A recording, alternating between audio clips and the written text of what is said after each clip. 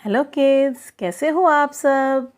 आज मैं आपको दो विशाल पेड़ों की कहानी सुना रही हूँ जिनके मित्र हैं राहुल और उसके दोस्त। बच्चों, उन पेड़ों में से एक पेड़ को फलों का राजा बोलते हैं। तो बताओ उस पेड़ का नाम क्या है। वाह, आम का पेड़। और दूसरे पेड़ का नाम है काले जामुन का पेड़। तो बच्चों, चलिए जल्दी से रेडी हो जाइए आज की प्यारी सी स्टोरी सुनने के लिए। मेरी स्टोरी का नाम है परोपकारी पेड़ और परिश्रमी बच्चे। एक गांव में राहुल अपने मित्रों के साथ रहता था। राहुल बहुत ही होशियार, मेहनती व अच्छा बच्चा था। उसके मित्र भी बहुत अच्छे स्वभाव के थे। वे सब गांव की पाठशाला में पढ़ने जाते थे।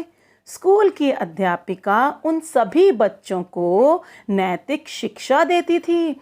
नैतिक शिक्षा का मतलब होता है बच्चों मॉरल वैल्यूज़, अच्छी अच्छी बातें, जिससे वे सभी बच्चे गांव के सभी बड़े बूढ़े लोगों से आदर से बात करते थे।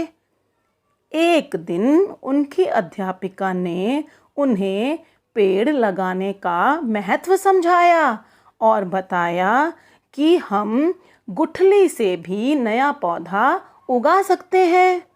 अब ये सुनकर वे सब बच्चे बहुत खुश हुए और सोचा कि वे भी इस प्रकार से गुठली से नए नए पेड़ लगाएंगे। बच्चों, अगले ही दिन स्कूल से छुट्टी होने के बाद वो खेत में गए। सब बच्चों ने खुदाल से मिट्टी खोदी और गहरा गड्ढा बनाया और उसमें आम की गुठली दबा दी और एक और गड्ढा किया जिसमें जामुन की गुठली दबा दी। अब वे बच्चे सुबह शाम उसमें पानी देते थे और खाद डालते थे, अपनी उन जगह का ध्यान रखते थे। थोड़े दिन बाद बच्चों, उसमें से नन्हा सा पौधा निकल आया।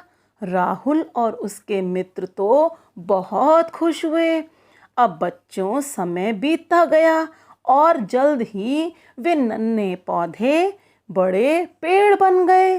तो बताओ बच्चों, वो कौन से पेड़ बने? जामुन का पेड़ और आम का पेड़। दोनों ही पेड़ बहुत विशाल और लंबे थे। दोनों ही पेड़ों की शाखाएं व तना बहुत मजबूत था।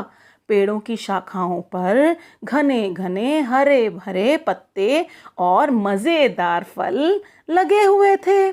बच्चों, उन वृक्षों को देखकर वे सभी दोस्त बहुत खुश होते। तो बताओ बच्चों, वो क्यों खुश होते थे उनको देखकर? क्योंकि उन सभी बच्चों ने बहुत मेहनत से उन पेड़ों को उगाया था। अब राहुल और उसके दोस्त स्कूल से आकर मस्ती से उन छायादार पेड़ों के नीचे पढ़ते थे, खेलते थे, मीठे मीठे फल खाते थे और पेड़ पर गिलहरी की तरह जल्दी से चढ़ते और उतरते थे। पेड़ों की शाखाओं पर वो झूला झूलते थे। सभी गांव वाले इन बच्चों की बहुत तारीफ करते थे और स्कूल की अध्यापिका ने भी उनको पेड़ लगाने के लिए पुरस्कार दिया। बच्चों, मीन्स प्राइज दिया। उन दोनों पेड़ों को भी बहुत अच्छा लगता था जब बच्चों की टोली की चहल पहल उनके नीचे खेलती थी। अब दोनों पेड़ों और उन सब बच्चों में गहरी मित्रता सी हो गई थी। बच्चों, कभी कभी जब वे बच्चे खेलने नहीं जाते थे तब ऐसा लगता था मानो दोनों वृक्ष उदास खड़े हैं और उनको बुला रहे हैं। बच्चों, एक दिन दूसरे गांव के बच्चे खेत में से गुजर रहे थे। उन्होंने इतने सुंदर और फलदार पेड़ देखे तो वे भी उन पेड़ों के नीचे बैठ गए और फल तोड़कर खाने लगे। इतने में राहुल और उसके मित्र भी वहां पहुंच गए। जब उन्होंने उन बच्चों को देखा तो वे आग बबूला हो गए। आग बबूला मीन्स गुस्सा हो गए और जल्दी से गए और उनको मारने पीटने लगे और बोले, तुम कौन होते हो इन पेड़ों के फल खाने वाले? भाग जाओ यहाँ से, नहीं तो हम तुम्हें बहुत मारेंगे, क्योंकि ये पेड़ हमने उगाए हैं और ये पेड़ हमारे हैं, इस पर लगे हुए फल भी हमारे हैं। ये सुनकर बच्चों बताओ क्या हुआ होगा? बच्चों, एक गंभीर आवाज आई जिसको सुनकर सभी बच्चे इधर उधर देखने लगे और बोले, अरे तुम कौन हो भाई? ये कौन बोल रहा है? ये सुनकर दोनों पेड़ बोले, अरे हम बोल रहे हैं बच्चों, तुम्हारे मित्र।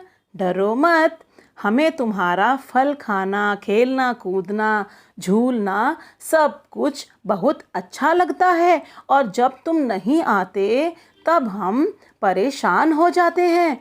ये सुनकर सभी बच्चे बहुत हैरान हुए और खुश हुए। दोनों वृक्ष बोले, राहुल, जिस तरह तुम सभी हमें अच्छे लगते हो उसी तरह ये बच्चे भी हमें अच्छे लगते हैं। तुमने इनको क्यों मारा? चलो इनसे माफ़ी मांगो। इस बात को सुनकर राहुल बोला, नहीं नहीं, हम सब ने मिलकर तुमको उगाया था, इसलिए तुम दोनों पेड़ हमारे हो। इन बच्चों का तुम पर कोई हक नहीं है। ये बात सुनकर आम और जामुन के पेड़ हंसने लगे और बोले, बच्चों, प्रकृति ने हम सबको परोपकार के लिए बनाया है।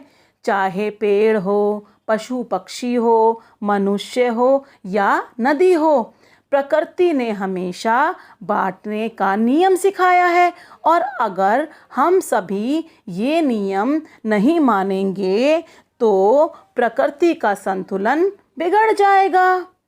देखो बच्चों, हम सभी पेड़ों को प्रकृति ने परोपकार करना सिखाया है। हमारी लकड़ी ईंधन के काम और लकड़ी का सामान बनाने के काम आती है। फलों से हम तुम्हारी भूख मिटाते हैं। पेड़ पर सभी पक्षी घोंसला बनाते हैं। दिन में हम ऑक्सीजन छोड़ते हैं जो कि सांस लेने के लिए बहुत आवश्यक है। इस प्रकार हम पेड़ों का जीवन परोपकार में लगा हुआ है। अब समझे कि हम पर किसी एक का अधिकार नहीं है, हम पर सबका अधिकार है। सभी बच्चे ये सुनकर बहुत खुश हुए। अब राहुल बोला, पेड़ मित्र, हम कैसे परोपकार कर सकते हैं? तो पेड़ बोले, तुम अपना जीवन दूसरों की सहायता करने में लगाओ, अच्छे अच्छे काम करो, किसी को बुरा भला मत कहो और माँ बाप की सेवा करो। हमेशा सच्चाई की राह पर चलो और प्रकृति ने तुम्हें जो भी प्रदान किया है उन सब का ईमानदारी से इस्तेमाल करो।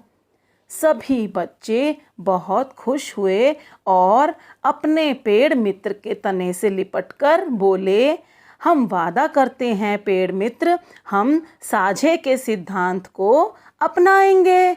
अब राहुल और उसके मित्र ने किसी भी बच्चे को पेड़ के नीचे खेलने से मना नहीं किया और सब बच्चों की टोली मस्ती में पेड़ों के नीचे चहल पहल करती रहती। बच्चों, राहुल और उसके मित्रों ने ये प्रण किया कि वे अधिक से अधिक पेड़ लगाकर परोपकार करेंगे और धरती को हरा भरा बनाएंगे। बच्चों, इस कहानी से शिक्षा मिलती है कि परोपकाराय फलन्ति वृक्षा, परोपकाराय वहन्ति नद्यः, परोपकाराय दुहन्ति गावः, परोपकारार्थ मिदं शरीरम।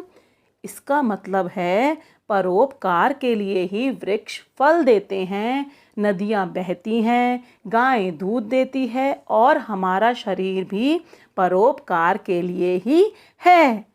बच्चों, आपको कहानी पसंद आई होगी। कल फिर मिलेंगे एक नई कहानी के साथ। Bye bye.